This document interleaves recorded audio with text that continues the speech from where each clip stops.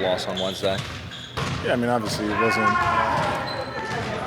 our best execution down the stretch, and we were able to watch tape today, see things we can do better. But in general, this is a big week for us coming up here, starting tomorrow, and take care of business.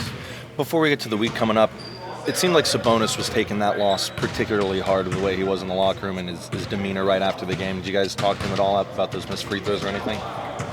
Yeah, I mean, that's not where the game was won and lost. I mean, there was plenty of things that we did throughout the course of the game where we could have been better. And he's a competitor. He wants to be great. He wants to be in those moments and make those shots. So, obviously, we encourage him, lift him up with that. But the game wasn't decided based off those two free throws. Harrison, we're midway through this season. Where is the vibe on this team? Because it feels totally different than the last couple of years here. We feel good, but we also know that there's games that we've let slip away. We know that what we're capable of. We know we can be more consistent. I think, like I said, looking at games coming up this week against teams that we played, against teams that we know, we feel confident we can go out there and execute things that we want to do. Do you circle this section of the schedule as a place where you maybe can get right and you can start to climb in the standings? I think it's more so just taking care of business at home. Going back to the last long home stretch that we just had, looking at some of those games and saying, man, what if? And you look at the standings and say, where could we have been? So for us at this point in time, it's just about, as we we're pretty healthy as a team, just taking care of business and doing what we can control. How do you diagnose sort of those issues, maybe on the home floor? Maybe not necessarily the Atlanta game because there were unique circumstances, but going back a little bit further, like what do you look at when you say we needed to do this better to defend home court? Rebounding and live turnovers. I mean, those are the two biggest areas that jump out. Giving teams second chance points. After we play great defense, especially like late game, little things like that, and then, like I said, the live ball turnovers. I mean, it's hard to get a stop when a team just running at you in transition. And for us, I think our turnovers have been teams going down and converting on it. So you couple those two things together, it's going to put us in a little bit of a deficit. This thing could, fortunately, doesn't go this way, but there's so many games that come down to the wire that could have gone the other way.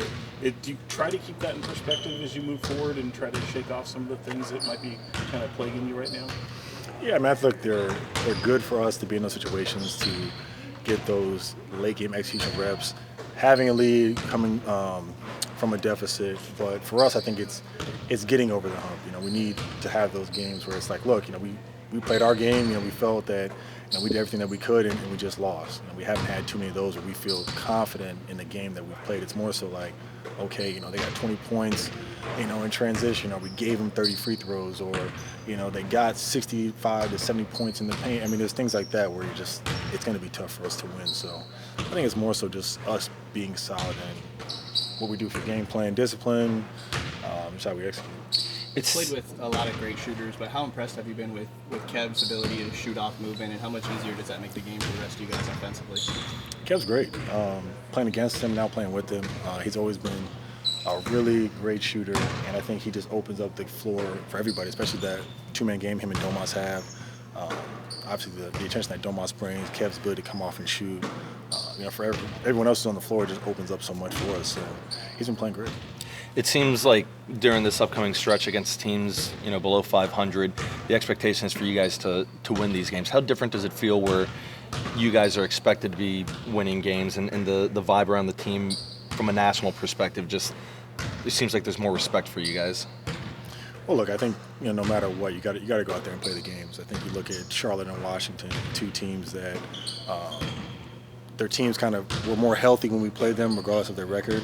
And we lost those games. So I think regardless of who's playing tomorrow night, regardless of who's playing, Orlando, Houston, whoever, it doesn't matter of us going out there and playing our game. And there's not a game where we're saying, like, okay, we're just marking this down as just a win. You know what I'm saying? We have to go out there and improve every single night. And, for us, that it starts with getting better on the defensive end. At the same time, are you able to look at the upcoming schedule and kind of see it as an opportunity to solidify yourself in the standings a little more? I think it's more so just an opportunity to have a good home stretch. I think for us, we're still waiting to kind of put that together for us. We've obviously had some success on the road, but now that we're going to be at home for these next, I think it's four or five games, really just taking our focus and energy into tomorrow and just starting off that tomorrow right and taking it from there. Thank you. Appreciate you guys.